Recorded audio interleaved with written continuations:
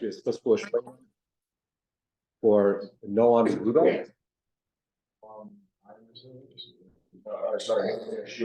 Noam Yeshua ben Yehudit, and is it Chaim Dov? Okay. You don't have that one?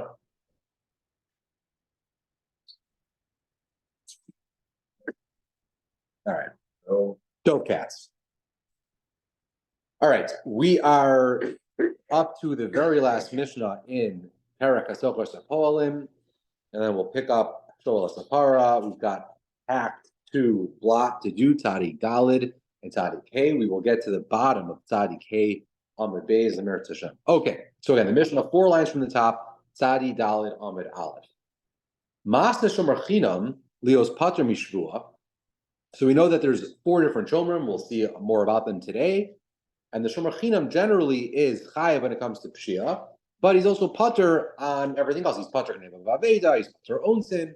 But notwithstanding the fact that he's Pater all these things, he's not Pater willy-nilly. He has to take a Shvua that basically says, I didn't misappropriate this item, and he has to swear to what happened. What the Mishnah is telling us now is, even though that's normally the halacha, a shomer chinam, when he accepts responsibility to watch something, can say, I'm only being a shomer chinam if I don't even have to take that shul. Meaning, he can negotiate around even, the things that he's supposed to do. Shoel, same thing with the shoel, Leos pater milashan. A shoel pays for everything. He's even chayiv own sin, right? He's allowed to say, I want to borrow your thing, but by the way, I don't want to be chayiv for anything. Right? That's something he's allowed to do. No, say so now again, the owner can obviously be like, well, then no. That obviously that's also allowed to happen. Morning. No, say sachar v'hasocher lios pturin mishvua umulashalim. No, say sachar v'hasocher, shomer sachar and hasocher. They also can kind of negotiate. They can be masna, and they can say, even though the Torah says that we're chayiv nevav aveda, I would like to be your shomer sachar. I will wash your thing if you pay me, but I do not want to be chayiv nevav aveda. That they're allowed to do. So again, we are at the Mishnah, Tzadik Dalid Amud Aleph, and all we basically said so far is all the Dalid Shomrim, the Shomer Chinam, the Shoel, all of them can be masna. They can stipulate and say, I want to be a Shomer Chinam, but I don't want to ever take a shvua. Or I want to be a Shoel, but I don't want to be chayiv, onsin, whatever it is. That's the first line of the Mishnah. Then the next line of the Mishnah is, Kol masna mashakasav Torah tanai batal. Anyone who makes a tanai against what is written in the Torah, tanai batal. And of course, the Gemara is going to ask, how do you even read one line to the next? We just basically said the Shomrim are allowed to do that. And now we're saying, Kol masna mashakasav Torah tanai batal. So again, the Gemara is going to ask. The next line, V'chol tanai sheish ma'isa b'tchilaso tana'o batal. So this has to do with one of the sources for Tanaim in the Torah, according to some of the Tanaim, is the Tanai b'nei Gad b'nei Reuben, right? So in Dvarim, when Moshe basically said we're going to cross the Yarden, and b'nei Gad b'nei Reuben, Chaz Hashem, Menashe said we don't want to. We kind of like where we are. So he said there was a lot of drama, but basically the Tanai was, if you guys go and you help fight the people living in Eretz Canaan, then you can come back when the war is done and you can live here. If you don't, then you can't stay here. But the Tanai was, if you come and fight, that was Kodem Lamaisa. The Lamaisa was, if you fight, then you can live over here. So anytime you have to formulate a Tanai in that matter. You have to put the Tanai first and then the Maisa. If you put the Maisa first, meaning if they say, I'll give you this land on the condition that you fight, that would not have been a good Tanai. And that's what this Mishnah is getting at. You need to have the Tanai Kodem Lamaisa, not the Maisa Kodem Tanai.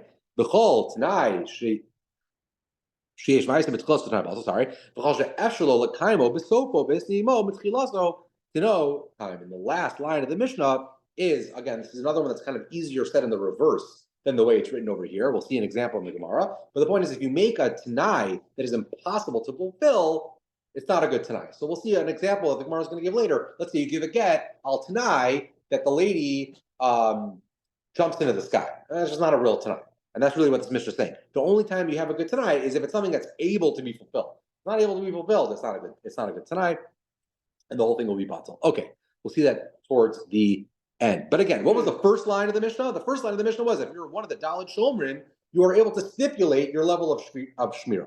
So the Gemara says, I mean, why are you able to do that? The Torah says a Shomer Chinam is this, it's Chayav Pshia. Who are you to say, I don't want to be Chayav Pshia anymore? Right? So So the Gemara says, Hamani Rabbi Yehudi, the Amar, B'davar Sheva Mamon Tanai Kaim. Even though it's true that Mas Mashchaz Torah Tanai Batal, but Rabbi Yehuda has a special shita that when it comes to Dvarim Sheva Mamon, you are able to be Mas Mashchaz Torah. And maybe that's what the Daled Shomrim are Davar Sheva Mamon. So maybe this is Shita Rabbi Yehuda, and therefore he says that you are allowed to be Mas Mashchaz Torah when it comes to Davar Sheva Mamon. Tanya Ha'omer Li Isha. How do we know this is Rabbi Yehuda's shita? We have a brayso. All right, a man says to a woman, "Harei mekudeshes li almanas she'en lach alai sher tusvona." I want you to be mekadesh to me, but I don't want to have any of the responsibilities of marriage. The Torah says that inherent in a marriage, the man owes the wife 3 items: sher ksus and ona. Sharing ksus, clothing, support, that's financial. Ona is tashmish, right? So let's say a person says to a woman, "I want Harei mekudeshes alai, Harei mekudeshes li." But I don't want to owe you any of these 3 things. Harezu mekudeshes u'tanai batal divrei meir. Meir says that's just not how this works, right? It's mas mashchaz b'torah. You are still married, and yet you're still chayav all these 3 things, right? You can't get around that. Rabbi Yehuda Omer v'davar sheba mamon tanai kai. Rabbi Yehuda says you can in fact negotiate around the share and the ksus because those are financial. Tashmish you can't negotiate around. But the point is, what do we see from here? We see that Rabbi Yehuda is of the opinion that you can be Masa Mashchaz B'Torah so long as it's a Davar Sheva Mamon. And maybe he is the author of our Mishnah, and that's why when it comes to the Daled Shomrim, they can negotiate around their responsibility. So the Gemara says, can you really tell me that this Mishnah is Rabbi Yehuda? Ema Seifa, look at the next line. The next line says, Palamasa Mashchaz B'Torah, Tinao Batal, and the Mishnah doesn't make any sort of differentiation between Mamon or whatever. The Mishnah seems like it's an ironclad rule. You cannot be Masa Mashchaz B'Torah. So how are you telling me this is Rabbi Yehuda? And it's specifically Davar Sheva Mamon. That's not what the Mishnah says. The Gemara says, sorry, I saw the Rav Meir. The Gemara says, Halo Kasha Lo Rabbi Yehudi. This Seifa B'Davar She'eno Shel Mamon. And we'll just read into the Mishnah that the Mishnah is talking about Tanayu Batal B'Davar She'eno Shel Mamon. But in a Chanami, if it was something that was financial, then you can be Masa Mashchaz B'Torah. Fine. It's a little dachuk, but you can make it work. But the Gemara says it's still not going to work. Because Ema Seifa, look at the next line. The next line says, Kol Tanai Sheyesh Bo Maisa B'Tchila. So anytime you have a Tanai where the Maisa is said before the Tanai, to know Batal, it's not a valid Tanai. Now, Man Shamaslei the Islay Hastvara, who is the Tana in Shas that holds that we really have to copy the Tanai B'nei Gad B'nei Reuven so closely that you have to have the Tanai Kodem L'Maisa? It's Reb Meir, Titania.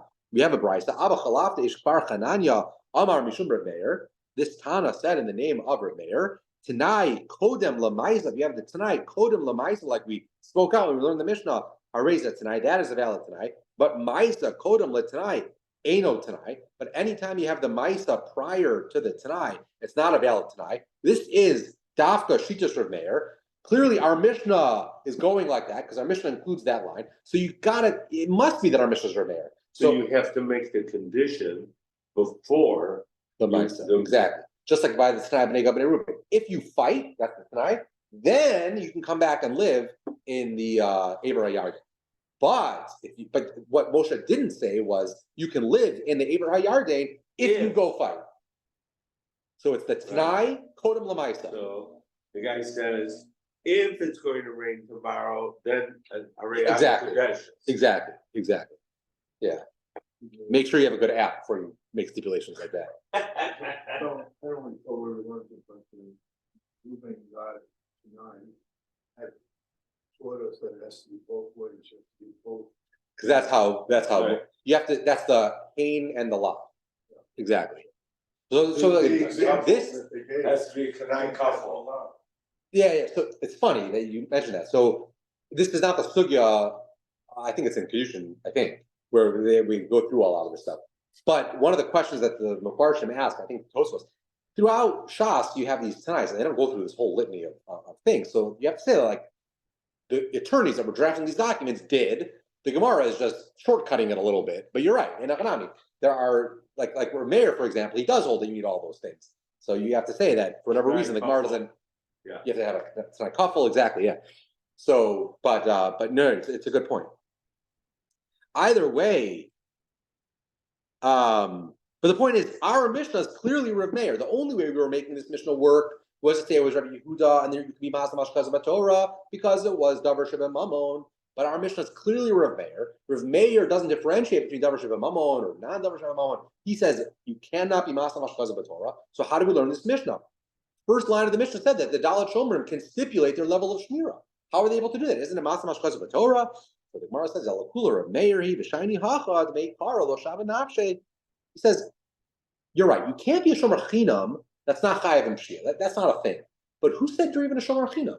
Maybe if I say I'm a Shomer Chinam, but I don't want to be Chayav and Shia, I'm not even accepting upon myself the level of Shmira of a Shomer Chinam. So like the example that I had in my head, let me know if this makes sense to you, is imagine you're in an airport and someone says to you, you mind washing my bag? You say yes, and maybe I'm a Shomer Chinam. Well, let's say I say like, I'm sitting here, I'm happy to, but like, I'm not, I might get up and like go to the bathroom. You know what I mean? Like you tell the person like, as long as I'm here and you want to leave it here, like it's fine, but like, I might have to make a call. I might have to like go to the bathroom, and then I'm not going to like take it with me. It's just going to be here. And the person's like, okay, so then I'm not a shomer chinam. I'm not anything. I mean, I'm happy to be an adult sitting next to your bag. You know what I mean? Like as long as it's convenient for me to be sitting next to your bag. So that's kind of what's happening here. It's not someone saying I want to be a shomer chinam. I just don't want to be chayav and shia. It's saying I don't want to do anything, but if you want to leave your bag here, go for it. So that's why you are not masa mashkasav ba Torah. Tana. Go weiter. So the Bryce is different. Bryce it says Masa Shomer Stachar Lios Kishol. The same way that all the Dalet Shomerim can negotiate downward, you can have the reverse. A Shomer Stachar can say, "I'd like to be, even though you're only hiring me to be a Shomer Stachar, I'd like, and I'm not going to use the thing like a Shoel. I would like to accept on my responsibility the responsibilities of a Shoel, and therefore I will be, chayiv in onsin. That's allowed too." So my b'dvarim. So the Gemara says like you can accept upon that you probably need to have some sort of substance to something like that. You could do that just with dvarim. So Amar Shmuel b'shkanam yado. No, maybe they made some sort of kinyan. Okay. You don't even have to say there was a kinyan. Bahia hana the kanafikle kala the inish mehemnu gomer mashaben afke. And this is a story that we see sometimes in the Gemara that the fact that a person gets a certain hana from the fact that people see him as a trustworthy individual or something along those lines, he can be mishabed nafshe, and therefore you don't even need a kinyan in a situation like this. The point is, any regular person can, even if he's a shomer chinam or a shomer sachar, you can always accept upon yourself a higher level of responsibility. Okay. And then the next line of the Mishnah was v'choshe efshelo. This is the last line of the Mishnah. V'choshe efshelo l'kaimo b'sofo. Tanais are only going to work if it's something that you're even able to do. Right, we said that the line of the Mishnah is a little confusing. It's really the reverse where you kind of see this play out, which is the Gemara is going to say right now. Amar of Tavla, Amar Rav. Rav Tavla said in the name of Rav. Zu divrei Rabbi Yehuda ben Tema. This halacha of the Mishnah is that as yachid is Rabbi Yehuda ben Tema. Aval chachamim omrim, but chachamim disagree, and they say that afal pi she'i eshelo lekaimo b'sofo b'hisna levin tchilaso tino kaim. Even if you make a tanai that is impossible to fulfill, it is still a tanai. And if it's impossible to fulfill, that just means it won't be fulfilled. And won't be that's not a bad tanai, it just means the thing isn't going to work. We'll see the example right now. Tanya, a man says, clearly he's getting pressure from the folks, at whatever organization. He says, fine, I will give you the get. But but you got to go to the rikia. This is the day before air travel, right? To home, on the condition that you go to home, to Gehenna or whatever. Go to the depths. Amanas tibli kanash lamea ama. Amanas that you swallow this thing which is impossible to swallow, right? It's a massive thing. Amanas shetavrius the yama gadol b'raglayach. Amanas that you walk across the yama gadol. Right? Clearly, these things are all impossible. So, is there a get? Is there no get? So, Chachamim say niskayim atanai hareza get. Lo niskayim atanai ain't no get. Okay, so it might not be a get, right? Because she's not going to do these things, but the Tanai is a valid Tanai. She's just not going to be divorced, right? Rabbi Yehuda ben Tema Omer Kazekah. He disagrees. He says, no, this is a get. Klal Amar Rabbi Yehuda ben Tema Kol Shei Efshelo L'Kaimo B'Sovo V'Esna Alav Mitchilaso Eina Ela Kemafliga V'Kasha. He's just trying to annoy this lady. But the reality is, if it's impossible to do, then it's a valid get. He's just being annoying. So that's Rabbi Yehuda ben Tema. This sort of Tanai is not a good Tanai, and the thing works anyway. So this would be a valid get. And that's really the line of Rav Tavla Amarav, that the line in our Mishnah that says the only time you have a valid Tanai is something that could have been done in the first place. That is Shita Rabbi Yehuda ben Tema, but the Chachamim disagree. Amar Rav Nachman Amarav, halacha Rabbi Yehuda ben Tema. The halacha actually follows Rabbi Yehuda ben Tema, notwithstanding the fact that he's a Das Yachid. And Amar Rav Nachman bar Yitzchak, Masnisinami Deika. Our Mishnah is even medayik that way. The Tani calls Eshel Lakaimo Bisovo Visala Biflosh Tanal Kaim. Ha, Eshel Lakaimo. But the implication is that if it was impossible to be fulfilled, Tanai Batal, Shema, me. But the mice is kaim, which is always a finish, right? Sometimes you can say, all right, the tanai is batal, so then you're not divorced. No, you are divorced. It's just that tanai is batal. Okay. Hadron alach, mazel tov, mazel tov, mazel tov, and we go weiter. Hashoel es ha para. So again, one of the unique things that we're going to get into, I'll open the Chumash, we'll get into the Dalet Shomrim, right? And the very, it's a pretty technical daf. Good daf, but a technical daf. But one of the interesting halachas by Hashoel that you don't always think about is the rule is that notwithstanding the fact that a shoel is chayiv for everything, chayiv for own sin, whatever it is, except for mismas machmas malacha, if the owner is with him, the pasuk says it twice, right? If the owner is with him, pasuk says im ba'alav imo lo yishal. So it's kind of interesting, right? You're only chayiv if the owner wasn't there. If the owner lent you his thing and the owner was there as well, then the shoel is pater. That's really what this mission is going to be getting at. Hashoel es a para. Person borrows a para. V'shal ba'alei iman. He also borrows the owner. O sachar ba'alei iman. Or he hires the owner to help. Probably more likely, right? Shal habaylim. Let's say you ask the owners to help, scharan, or you pay them to help. Achar kach shal es a para. Then you also borrow the para. Umesa pater. And then the animal dies. You're going to be pater. Shnamar in ba'alav imo lo yishalem. Because that's what the pasuk says. If the owner is with you, you don't pay. Avo. Shal es apara. Let's say you borrow the para. The achar kach shal es abaylam. And it's only later do you ask or hire osakon, right? Do you borrow the animal and only later do you either borrow or hire the owners to help? Umesa chayiv shenamar ba'alav ein imo shalem mishalem. So the Mishnah teaches us something fascinating, right? You could think that as long as the owners are with you when the mishap occurs, that's going to be, yeah, please, thank you. That's going to make you pater. The Mishnah says it's not really that obvious, and we'll see this more at the end of what we're going to be doing today. The end of Tzaddik Hey is the only time this halacha applies is when the owner was kind of in the initial contract. Like when you borrowed the animal, you also asked the owner to be there with you. In my mind, and this will play itself out a little bit later, I don't know how animals and threshing and all that kind of stuff works. But in my mind, it's like you're asking someone to borrow his tools to like build your sukkah, and they're like, hey, by the way, are you doing anything Sunday? Can you like come help? And like he's coming with the tools to help you build your sukkah, and then something happens. That's kind of when these halachas would play themselves out. But again, we'll see this more later in the daf. But the point is, Midiktani say for the Gemara says from the fact that the second case of the Mishnah says first you have the guy come to your house, and only later do you borrow the para. Miklal the Reisha the Tani ima. When the Reisha case said you hire the person together with borrowing the animal, it's ima mamish. You literally do both at the same time. The Gemara is a very technical question. Ima mamish mi mishkach. How in the world can you get both the para and the person at the exact same time? Part of the mashicha, ba'alim ba'amira. The kinyanim are different, so they have to be off by a second, right? You got to do mashicha on the para, and you gotta the way you ask the person to work for you is a little bit different. You don't do mashicha on the person. So how does this all work? Gemara gives two technical answers. So Yibayis the kaima para b'chatzer the shoel. Maybe I'll tell you the para was already in my chatzer. I'm the borrower, so lo mechsher mashicha. I don't need to do a mashicha. I have kinyan chatzer. All right, so that gets you around that issue. Yibayis the other way of answering is to say the amarle at gufach lo tishal at shas mashicha para sech. Whatever. I don't know how to read this. But the point is, you just stipulate and you say, even though, again, it's going to take me a second to acquire my she'ela on the para, we'll stipulate that you're only going to be my employee or whatever it is when I get the para. And that's how everything is coming at the same time. Again, a technical question is, how does the timing work? Two different technical answers to understand how that can happen. Okay, Tanan, Hasan. We have a Mishnah over there. Over there is yesterday with Yoel. Or I guess maybe Friday. Tanan Hasan. Arba'a Shomer. There are four different Shomer. Shomer Chinam, Shoel, Nosa Sachar, Socher. Shomer Chinam, Nishba Lakol. A Shomer Chinam is generally patur from everything, albeit with the Shua, right? With the exception of Pshia. But he generally can get off everything.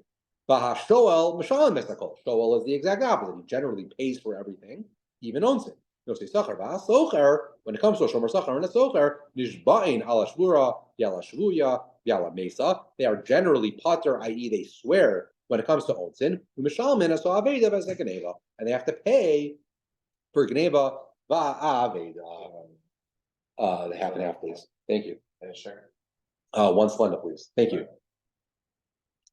Okay, so I think it is kedai. I don't know how we're doing on time, but I think it is kedai to take out a chumash, and I'll just, or we don't have to literally take out the chumash. The chumash will be open. That's good enough. But the parsha of the Shomrim, it's not convoluted, but it's kind of interesting. There's 6 or 7 psukim. This is in Mishpatim and Beis. The psukim open with Shomer Chinam, then the Shomer Sachar, and then the Shoel. But what's interesting is, of all the psukim, it doesn't say anything in the first parsha and the second parsha about a Shomer Chinam or a Shomer Sachar. It talks about people maybe borrowing things. I'm not borrowing things. People being asked to watch things. It doesn't specifically say Shomer Chinam or a Shomer Sachar. It's only the third parsha that actually says Shoel. In the first parsha, it mentions the Shomer Pikadon, the Shomer Chinam, potentially being chayiv kefel because it's a case of a toeing tinus ganiv. In the second parsha, which we know as the Shomer Sachar, it talks about him being chayiv gneva v'aveda. But again, the psukim don't actually call the first parsha Shomer Chinam or the second parsha Shomer Sachar. It just specifically calls the third parsha a Shoel, and that's really what the Gemara is gonna kind of work through. How do we know what each parsha is what? Okay, so again, we just quoted a Mishnah that we happen to learn on Friday, that talks about the 4 Shomrim. And now we're going to get into, again, how do we know? Minani Mili. How do I know all these various halachas of each of the Shomrim? So the Tana Rabbanan, we have a brisa that says Parsha Rishona, the first of those brisas. So again, this is the first of those parshas, so this would be Shmos Chav Beis Pasuk Vav. Parsha Rishona, Nemra B'Shomer Chinam, Shnia B'Shomer Sachar, Shlishis B'Shoel, like we just spoke out. We have 3 separate parshas, it's like 7 or 8 psukim. The first one deals with the Shomer Chinam, then the Shomer Sachar, and the third one is the Shoel. So the Gemara says Bishlam Shlishis B'Shoel. Again, this would all make more sense if we were looking at the psukim in front of us. Which, by the way, the Art Scroll does a really nice job right before the parak starts that lays out all these psukim. So if you want to just flip back and forth, you can do that. So Bishlama B'Shlishis B'Shoel. Bishlama, the third parsha, is dealing with the Shoel before because the pasuk says V'chiyishal ish me'im re'ehu. If you borrow from your friend, the nishbar omeis. And if it dies, if there's an onus, and the owner is with you, the owner is not with you, shalem yishalem. So I know that the third parsha is dealing with Shoel. Right? How do you know that the first parsha is dealing with the Shomer Chinam and the second parsha is dealing with the Shomer Sachar? Maybe it should be the reverse. So the Gemara says, Mistabra Shnia b'Shomer Sachar. It makes sense to me that the second parsha is dealing with the Shomer Sachar.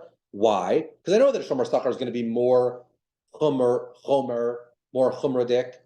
It's going to have more chumras than a Shomer Chinam because you're being paid. And Shekein Chayiv B'Gneva Aveda. And the second parsha is very clear that that Shomer, whichever one it is Chayiv B'Gneva Aveda. So if I don't know which parsha is which, if I know that one of them is Chayiv B'Gneva Aveda, it would make sense that the one that's Chayiv is the Shomer Sachar, not the Shomer Chinam. But the Gemara says Adarabah. How do you know that the second parsha is more chomer than the first parsha? Rishona, b'Shomer Sachar, shekein mishalim tashlum kefil b'toin tainis ganim. The first parsha says that there's at least a potential for this shomer to be chayiv kefil. What's the case where you'd be chayiv kefil? The case would be where the shomer said, "I don't have your thing; it was stolen." Turns out he was the ganiv. In that case, you're going to be chayiv kefil. So again, which is more chomer? Is it the case where if I even say it was stolen, I'm automatically chayiv the Karen?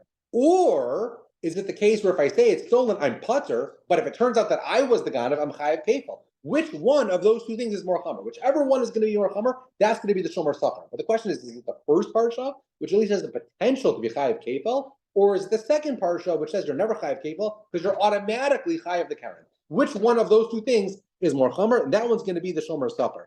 But the Gemara says, I don't hear that. I think the second one is more chomer because I'll tell you that the one where you're automatically chayav keren is automatically more chomer than the one where you're putter, but there's a potential to later be chayav kefel. Little convoluted, but again, that's how we know that the first parsha is the Shomer Chinam, The second parsha is the Shomer Sachar, and the third parsha is the Shoel. That one is said mefurish in the Torah. Teida, how do I know that automatically being chayiv the Karen is more chamer than potentially being chayiv the kefel? The Hashoel, the third parsha of the Shoel, kol anashalo. We know for sure that a Shoel is more chamer than both a Shomer Chinam and a Shomer Sachar. The Einam Shalim ala Karen, and the Shoel only pays the Karen, never pays the kefel. That's how I know that automatically being chayiv the Karen is more chamer than potentially being chayiv kefel. So the Gemara says, the Shoel, one of the last things we just said is that the Shoel is, how do I know it's more chamer? Because kol hana shalo, because the Shoel gets to borrow, gets to use the item, it doesn't have to pay. Kol hana shalo. So the Gemara just says, again, a little technical point. Kol hana shalo, is it really true that a Shoel has all of the hana? But by mizone, he's got to feed the animal. So it's not all the hana, right? He's got to feed the animal. The Gemara says the kind of agam will come up with a case where you don't have to feed the animal. It's already in the agam, it's in the marsh, it has plenty of food. But by an atira, you still got to watch it. You got to hire someone to watch it. The nutter masa, no, it's in a place where there's a community, security guard. You don't have to watch it. All right, tweak the language a little bit. Don't say kol anashalo, ovanashalo. Or even another answer. We're dealing with a situation. We're not renting an animal. You're not borrowing an animal. You're borrowing a kli. You're borrowing a kli. You don't have to feed him, right? So answer that issue. Okay. The next line of the Mishnah said, or this brisa, said no say sachar v'hasochar, a shomer sachar and a sochar nishbain ala shvura v'ala shvuya v'ala mesa. They swear if there's gneva v'aveda, or if the animal is captured. Umishalmin. So they swear. They swear if there's an ones and they're pater. Sorry, let me read this one more time. But they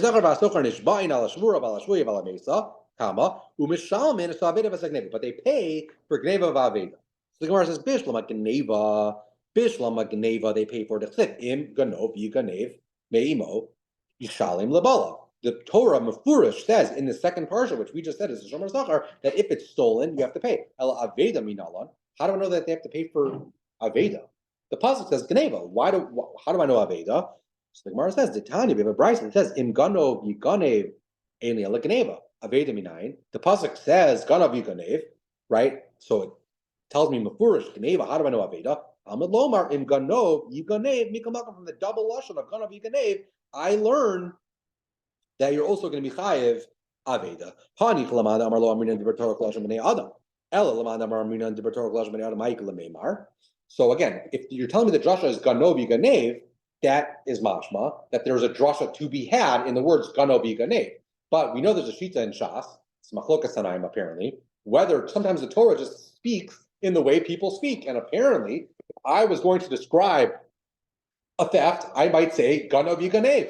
And if that's true, then maybe that's how the Torah speaks, and there shouldn't be a drasha to be had here. Ganov yiganev is an extra. That's how people speak, and that's how the Torah wrote the Torah. So according to that Manda Amar, how do I know aveda? Meaning bishlama, if there's a drasha to be had in the words ganov yiganev. Okay, so the drasha teaches me I'm not only chayav gneva, I'm also chayav aveda. But if there's no drasha to be had, because ganov yiganev is just how the Torah speaks, so then how do I know aveda? So Amri Marava Kal v'chomer. I learned it from a Kal v'chomer. Uma gneva shekrova la'ones. If the Shomer Sachar is chayav in gneva, which is pretty close to an ones. Mishalem, so aveda shekrova l'pshia l'kol shekin. If you're going to make me pay when it comes to a gneva, which is karav la'ones, so for sure I'm going to have to pay by aveda, which is much more karav l'pshia. Why did I lose this thing? I should not have lost this thing.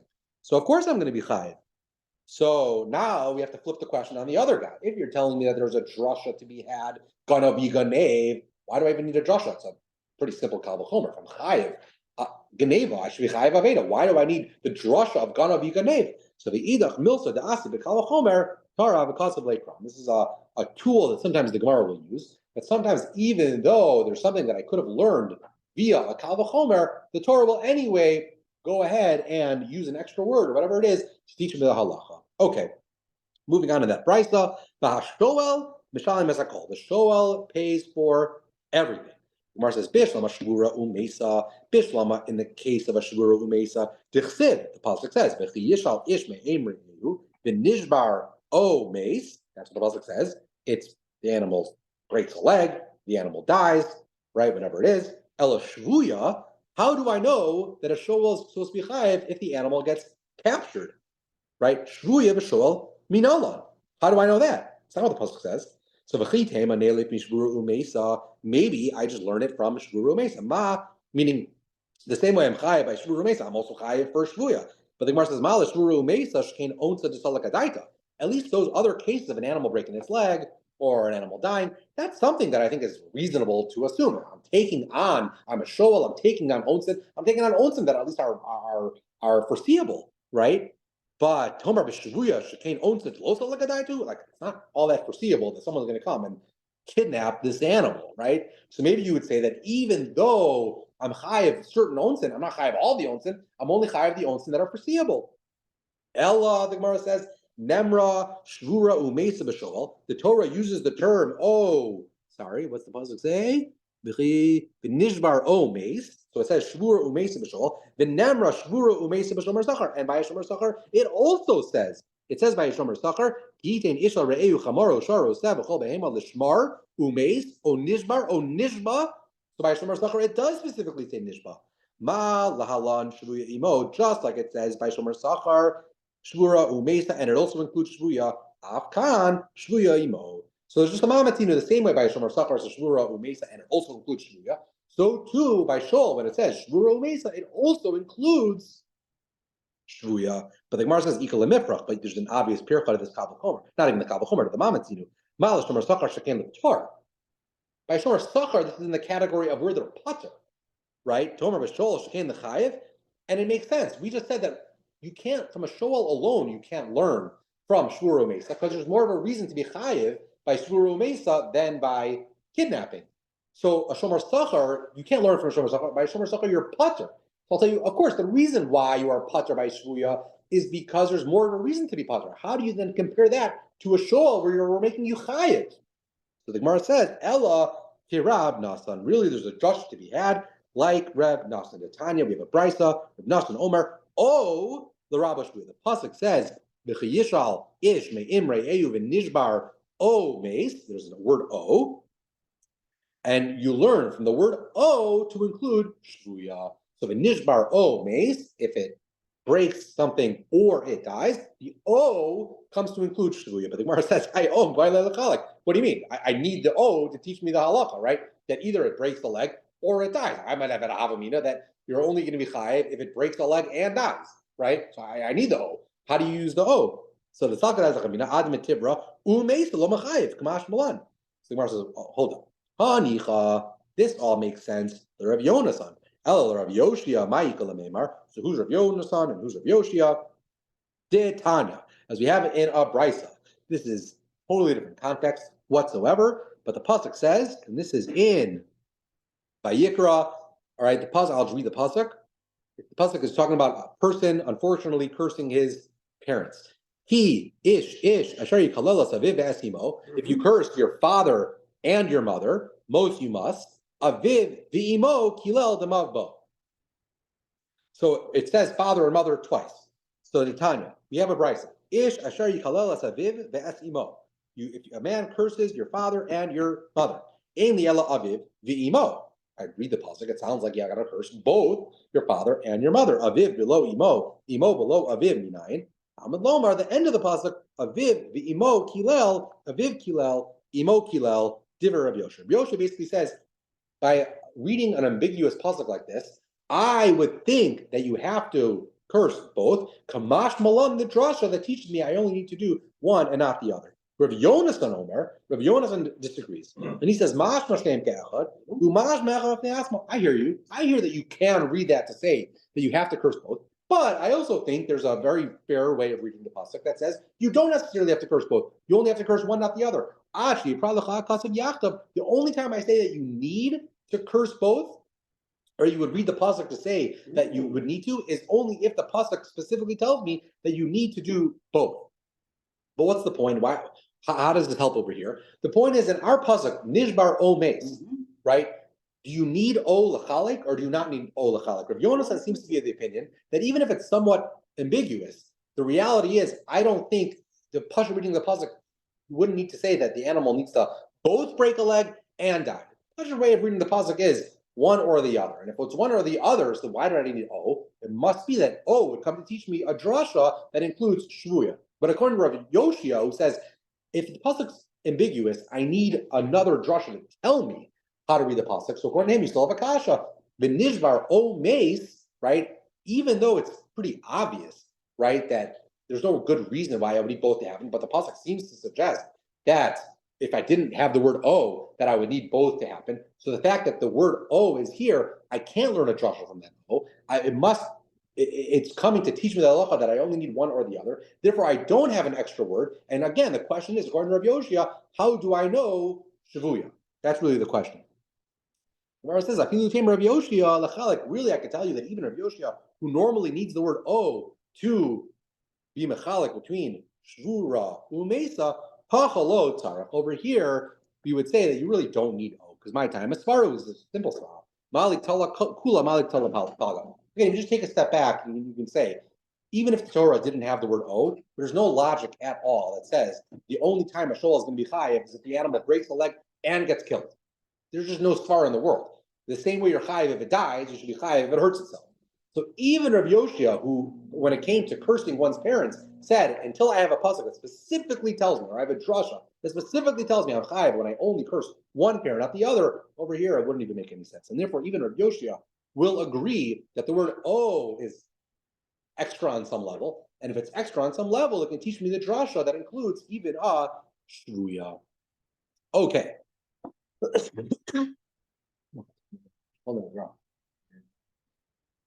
Moving along, Geneva va'aveda b'shoel minalan.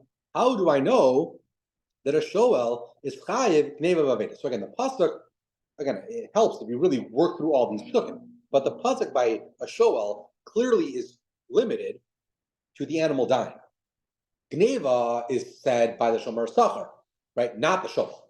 The shoel doesn't say anything about Geneva.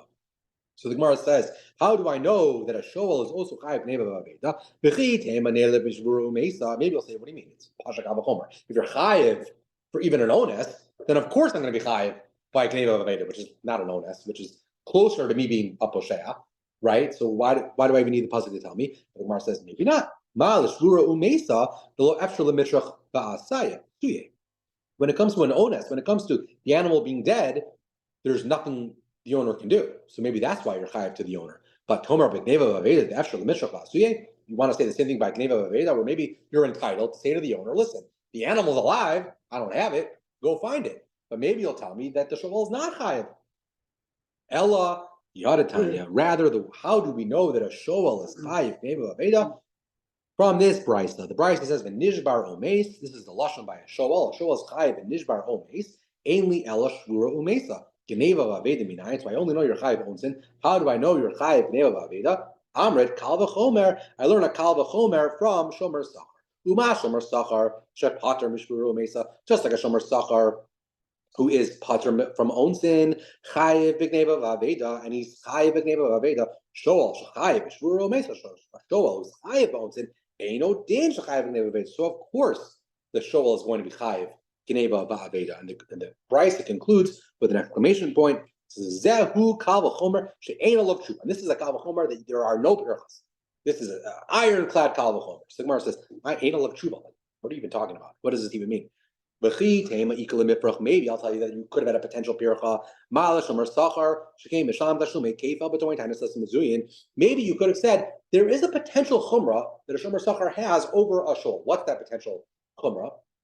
If a shomer sachar claims that it was Geneva, but not a regular Geneva, it was a Geneva by armed bandits, right? So then he would be pater. Normally he's chayiv Geneva, but if he says it was stolen from armed bandits, he would be pater. But he really lied, and really he stole it himself. And we catch him, and he swears, and you go through the whole, shvuas to show the whole thing. The halacha is he's now chayiv kefal. The shul can never be chayiv kefal. Because even if he said it was stolen with listim mizuyin, that's at best an ones, and he's chayiv onsin. So maybe I'll tell you there's a chumrah that a shomer sachar onsin. Yeah. Shoel is A shoel is chayiv by onsin. Armed bandits are an ones, yeah. So he's chayiv. If you borrow the thing, you don't pay for it, you borrow the thing, and a guy comes and he mugs you and he says, I want your sheep. all right, man. I mean, don't kill me for these sheep, right? It's not people. I really don't think. So that was what we had on the page, right? There are things. Well, no, we're renting a car. Renting a car is not a shoel. Borrowing a car is a shoel. Renting a car is different, right? I borrow his car. You borrow his car, yeah. So imagine, by the way, this is a super relatable case. This happens all the time. I can totally see this. So, but our case is, Mark, typical case. Mark goes over to Yigal and says, "Can I borrow your car?" Yigal says, "Absolutely." Mark says, "Listen, I'm sorry, but some armed guy came and he stole the car." And you say, "Listen, what are you going to do?" Right? But all of a sudden, we look at the ring footage and it's Mark's. It's sitting in his garage. People lie to Yigal, right? And that type of situation, I get totally relatable. Something that can happen any day. Right? So the question is, so you could see a potential chumrah, that Shomer Sachar has over a shoel, but the Gemara says no. It's the same svara that we had earlier in our today's daf. It was really Tzadik Dalet. The truth is, the reason why that's not a valid pircha is because shoel has an automatic chumrah over a Shomer Sachar, that the shoel who's chayiv automatically is going to be more chumr than the Shomer Sachar who's patur initially and only chayiv later when we check the ring footage. Right, so the shoel who's chayiv automatically is going to be more chamer, and that's why this pircha is not a good pircha. I'll tell you another reason why this isn't a good pircha, because kasavar listim mezuyin gazlin, because we were assuming that listim mezuyin is a form of geneva, and if it's a form of geneva, the shomer sachar is going to be ultimately chayiv the kefel, because you're only chayiv the kefel if you stole, not if you were a gazlan. I'll tell you that listim mezuyin is really a form of gazlanus, not geneva, and therefore there can never be a case of kefel. That's why that can't be a good pircha. Fine. But getting back to our story, right? What was the question that we started this whole sugya, or this part of the sugya? The question, let's check the time. All right.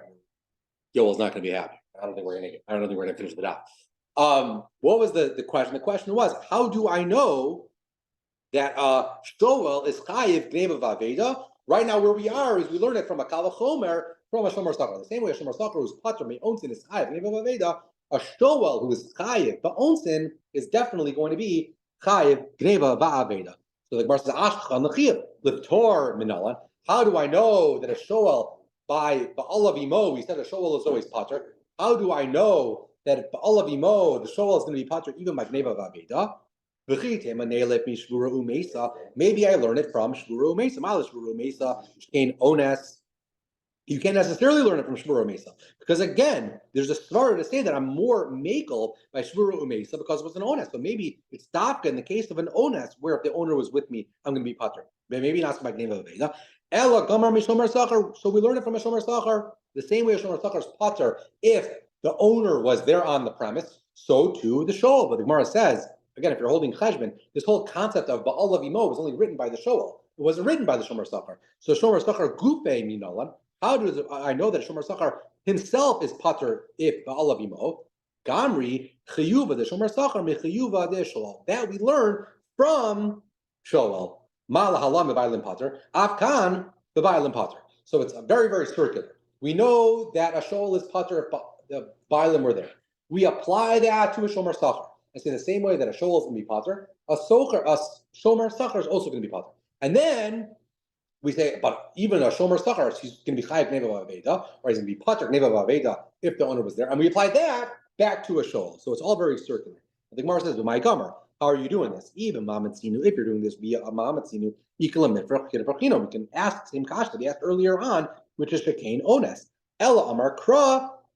We have to have a new source. The pasuk says v'chi yishal. When the Torah introduces the concept of a shoel, it starts with a vav. Very unusual. This is a new parsha. Why would he start a new parsha with v'chi, with a vav?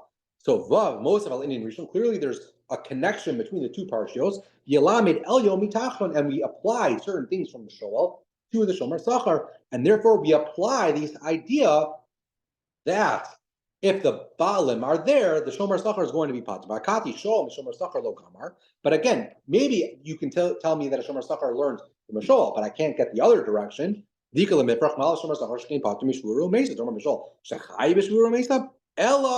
gneva va'aveda b'shoal l'chiyuva min nalan. How do I know gneva va'aveda b'shoal I was chayiv in the first place. What did we say? We said the Gomer Mishomer Sachar because we learned it from a Kal Vachomer of Shomer Sachar, and the Gemara invokes the infamous words Dial of Omen Adin Lios Kinadin. If you're only learning it from a Shomer Sachar via the mechanism of a Kal Vachomer, then we apply Dial of Omen Adin Lios Kinadon, which basically says you can only be as strong as the thing you're learning it from. The same way that a Shomer Sachar is chayiv b'gneva veda, but putter when the bala is there. So to a shoal, which I only know from Shomer Sachar, I'm going to be chayiv b'gneva veda, but I'm going to be putter if the owner was there. But the Gemara says the Gemara is not done. The Islay Dayo. This only works according to the Tana that holds of the concept of Dayo. Elamon the Leslie Dayo. But according to the Mandamar, who doesn't hold of Dayo, Mayukal Veimar. Ella Amar Krav V'chi Yishal. The pasuk says V'chi Yishal. Vav Mosval in Rishon. There's that vav that connects the two parshios. Yilamid Elyon mitachton mi Elyon. And we now just learn things both ways. We learn certain things from Shoel to Shomer Sachar, and we can apply certain things from Shomer Sachar back to Shoel Itmar. Sorry, we're going through this a little too quickly. We're just running out of time. Itmar, Shia Babailim. Let's say, so we just said that if the owners are there when a Shoel borrows things, he can be potter. We even said that if the owner is there when the Shomer Sachar, when there's Gneva Vaveda, the Shomer Sachar can be potter. What if a Shomer Chinam, who's Chayev Pshia, what if he was Posheya, but the owner was there? Is he now potter too? Or do you say no? Pshita's a different animal. If you're Posheya, you're Chayev, I don't even care if the owner was there. That's the question. Pshia B'Bailim, what's the case?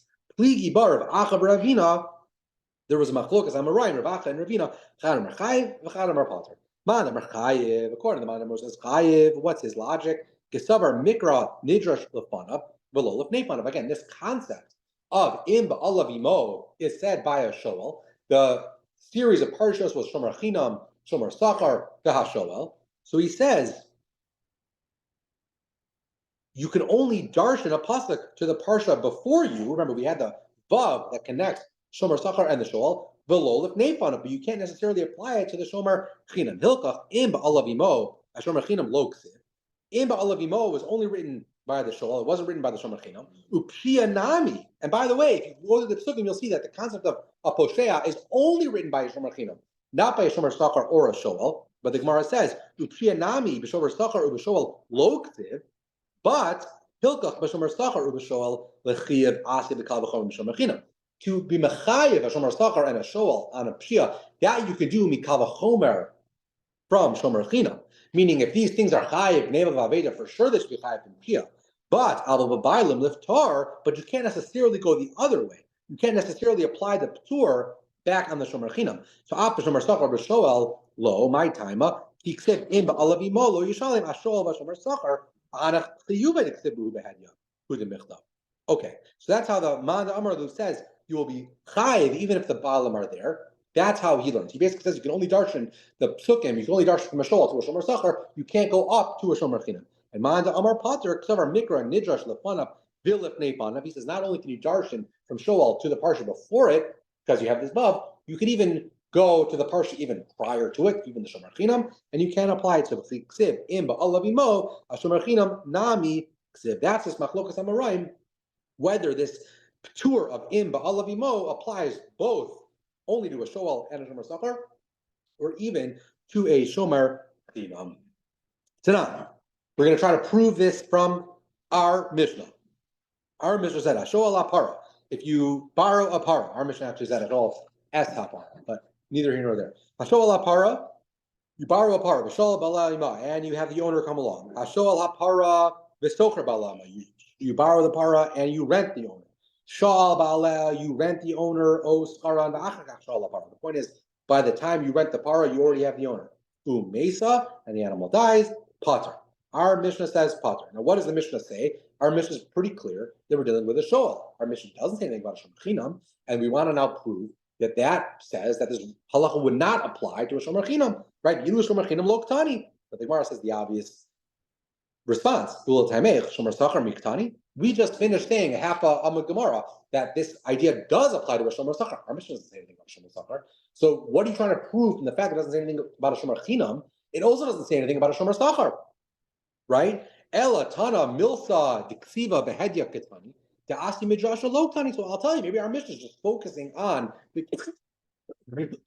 case that's mafurish in the Torah and not on Shomer Sachar or a Shomer Chinam. Tashma, we'll say the same kasha, but we're going to ask it now from a brisa, not a mishnah.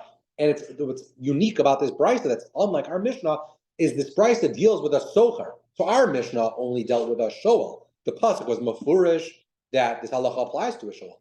But this brisa is going to say the same thing when it comes to a socher. And now it's a stronger kasha. Why didn't you say shomer chinam? Bishlama, our mishnah, you can say because it was just trying to follow the pasuk. But if you're going to say a socher wasn't in the pasuk. So if you're going to say it by a socher, why not say it to a shomer chinam? That's going to be the kasha. So again, tashma, second line, tzadi hey amud beis. Tashma, sha'ala, mishal baila ima. You borrow the animal and you borrow the owner. Stachara, you rent the animal. B'sachar baila ima. Sha'ala, b'sachar baila ima. You borrow the animal, but you rent the owner. Sakra, you rent the animal. Even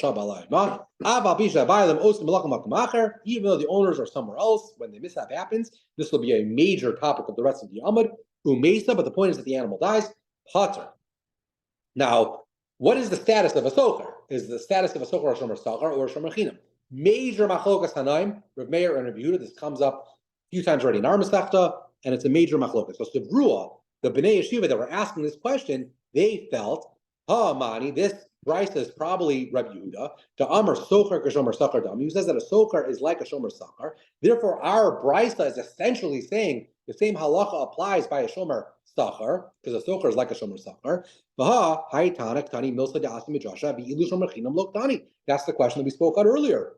The Gemara says, this is Rabbi Yehuda. Maybe I'll tell you that a Socher is really like a Shomer Chinam. And therefore, this brisa does before us say that we're dealing with a shomer chinam, because he said a socher, and a socher is like a shomer chinam. So Betana, shomer chinam, v'hu adin l'shomer socher. Yibayis name, I'll tell you a different answer. Kedemachta, Rabba bar Avua. Again, these are things that come up every now and again. Rabba bar Avua flipped the order of the brisa that spoke about Rav Meir and Rav Yehuda, on which one said which. Betani socher ketza mishalim. Rav Meir omer shomer socher. Rav Yehuda omer shomer chinam. The point is, this brisa could even be Rav Yehuda, and yet it would still be referring to a shomer chinam. Therefore, again, you don't have a raya either way.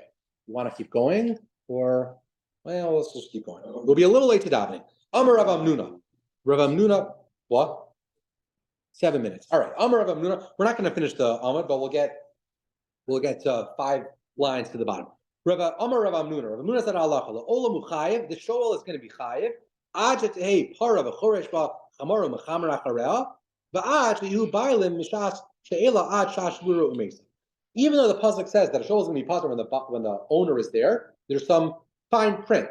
The only time you're ever going to be pater, we need 2 things. A, the owner's got to be working with you when the mishap happens, and the owner has to be with you from the shash she'ela through the time of the mishap. So not only does he have to be with you at the time of the mishap, he has to be with you from the time of the she'ela through the time of the mishap. So Masif Rav.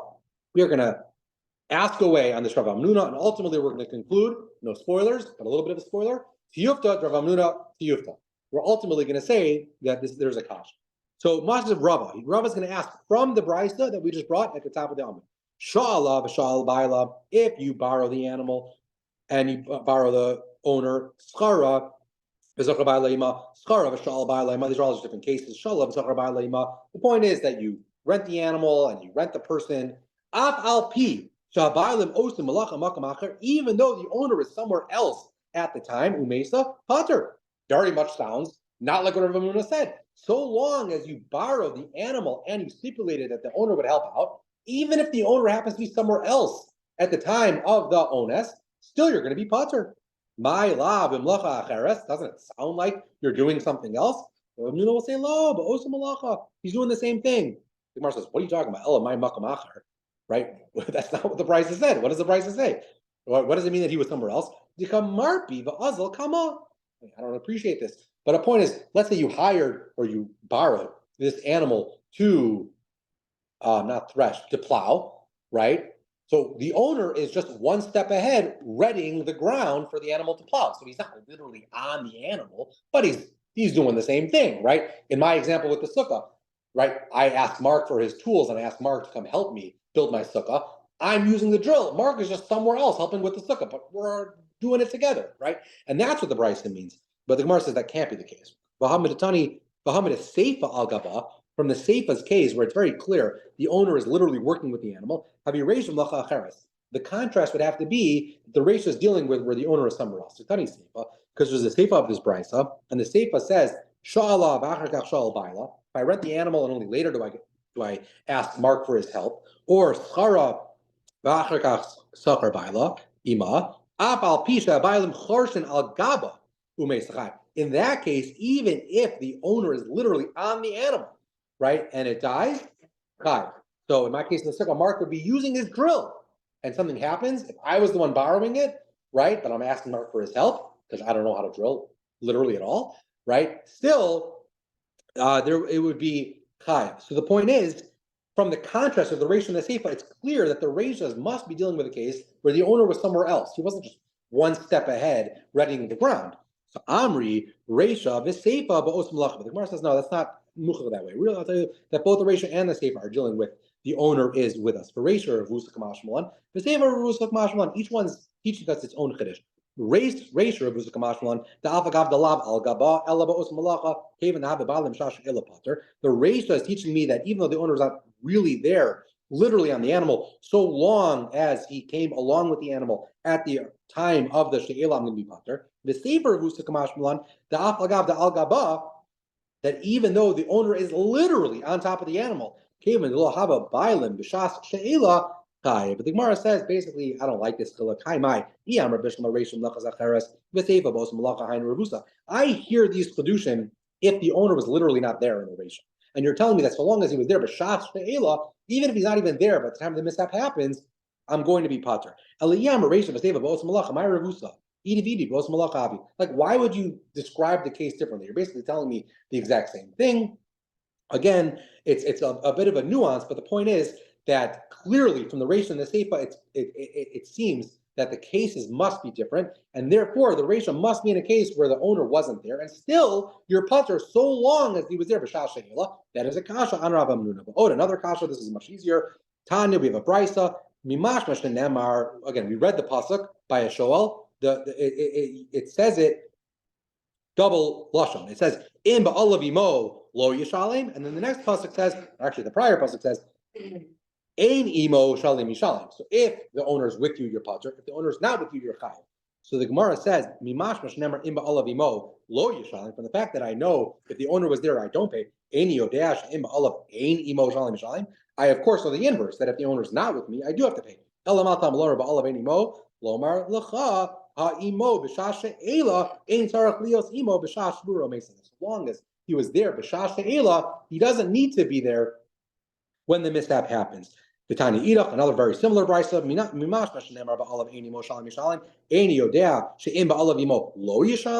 Right? From the fact that I know that if the owner is not there, I have to pay. Don't I know that if the owner is with me, I don't have to pay?